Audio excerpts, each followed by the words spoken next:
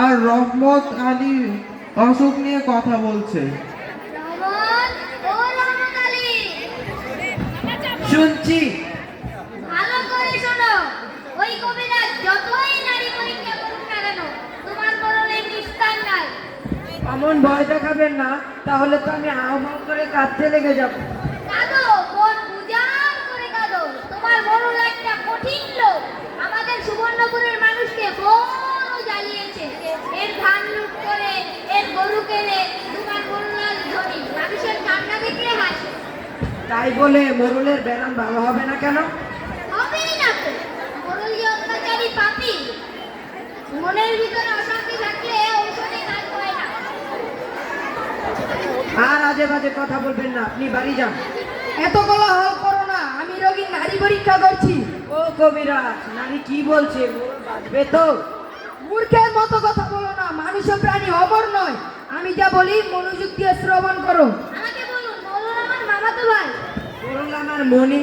এই নিষ্ঠুর মোড়লকে যদি বাঁচাতে চাও, তাহলে একটি কঠিন কর্ম করতে হবে। বাঘের চোখ তুলে আনবো? আরো কঠিন কাজ। হিমালয় পাহাড় তুলে আনবো? পাহাড়, সমুদ্র, চন্দ্র, নক্ষত্র কিছুই আনতে হবে না। চলে গেল, রাত বেরিয়ে গেল, আমাকে বাঁচাও। শান্ত হও, রহমত মোড়লের মুখে শরবত ঢেলে দাও।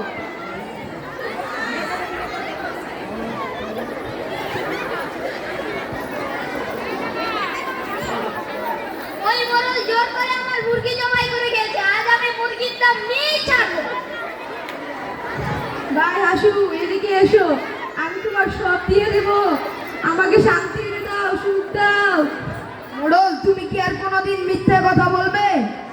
আর কোনোদিন মিথ্যা কথা বলবো না। এই তোমার মাথায় হাত রেখে প্রতিজ্ঞা করছি, কারোর প্রতি জবরদস্তি করবো না। লোভে পাপ, পাপে মৃত্যু। আর কোনোদিন লোভ করবে? আর কোনোদিন লোভ করবো না। আমাকে শান্তি এনে দাও। তাহলে মনের সুখে শুয়ে থাকো, আমি ওষুধের কথা চিন্তা করি। আমার কত বড় বাড়ি, কত ধন সম্পদ, আমার মনে দুঃখ কেন? অন্যের মনে দুঃখ দিয়ে কোনোদিন সুখ পাওয়া যায় না। চুপ করো, যত কোলাহল করবে তত তোমার দুঃখ বাড়বে। আসু, এদিকে এসো, আমার কথা শ্রবণ করো। মোড়লের ব্যামো ভালো হতে পারে যদি আজ রাত্রির মধ্যেই যদি কি? যদি আজ রাত্রির মধ্যেই যদি কি করতে হবে? যদি একটি ফতুয়া সংগ্রহ করতে পারো। ফতুয়া? হ্যাঁ, জামা। এই জামাটি হবে একজন সুখী মানুষের। এই জামাটি মোড়লের গায়ে পরিয়ে দিলেই তৎক্ষণাৎ তার হাড় রোগ ভালো হয়ে যাবে। এ তো খুব সোজা ওষুধ। সোজা নয়, খুব কঠিন কাজ। যাও, সুখী মানুষটা খুঁজে দেখো। আর সুখী মানুষের জামা না হলে অসুখী মোড়ল আর বাঁচবে না। আমি বাঁচবো। সুখী মানুষের জামা এনে দাও, 1000 টাকা বকশিশ দেবো, আমি বাঁচবো।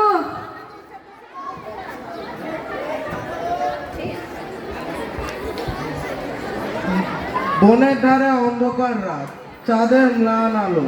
ছোট একটি কুড়ে ঘরের সামনে হাসু মিয়া ও রহমত গালে হাত দিয়ে ভাবছে। কি তাজ্জব কথা! 5 গ্রাম ঘুরেও একজন সুখী মানুষ পেলাম না।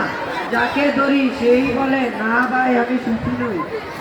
আর তো সময় নেই, এখন রাত 12টা। সুখী মানুষও নেই, সুখী মানুষের জামাও নেই। তাহলে মোরল এবার করবে। আহারে, তাহলে আমরা এখন কি করব? কোথায় একজন সুখী মানুষ পাবো যে কিনা?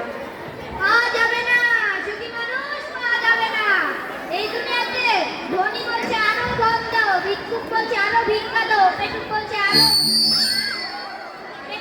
আরো খাবার দাও। শুধু দাও আর দাও, কেউ সুখী নেই। সবাই অসুখী। আমরাও বলছি মোরলের জন্য জামা দাও, আমাদের বকশিশ দাও, আমরাও অসুখী।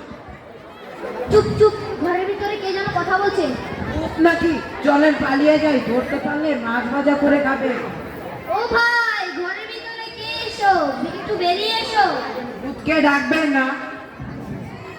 তোমরা কে ভাই? কি চাও? আমরা খুব দুঃখী মানুষ। আমি একজন সুখী মানুষ।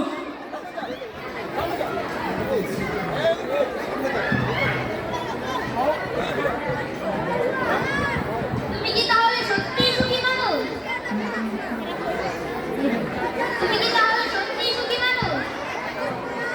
তোমার মনে কোনো দুঃখ নেই? না, আমার মনে কোনো দুঃখ নেই। সারাদিন বনে কাঠ কাটি, সেই কাঠ বাজারে বেচি।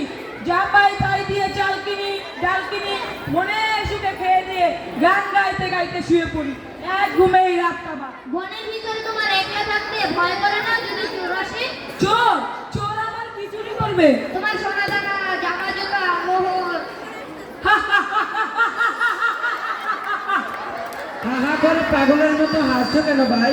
তোমাদের কথা শুনে হাসছি, তখন চোরকে বলবো যাও নিয়ে যাও, আমার যা কিছু আছে সব নিয়ে যাও। তাহলে তুমি সত্যিই সুখী মানুষ? দুনিয়াতে আমার মতো সুখী কে? আমি সুখের রাজা, মস্ত বড় বাদশা। ও বাচ্চা ভাই, তোমার জামা কোথায়? ঘরের মধ্যে রেখেছো? জামাটা নিয়ে এসো, তোমাকে 100 টাকা বকশিশ দিব। জামা? জামা মানে জামা, এই যে আমাদের জামার মতো পরার মতো জিনিস। যাও ওই জামাটা নিয়ে এসো, তোমাকে 500 টাকা দেবো। কিন্তু ভাই আমার আমার তো কোনো জামা নেই। নিচে কথা বলো না। মিছে বলবো কেন? আমার ঘরে কিচ্ছুই নেই, সেই জন্যই তো আমি সুখী মানুষ।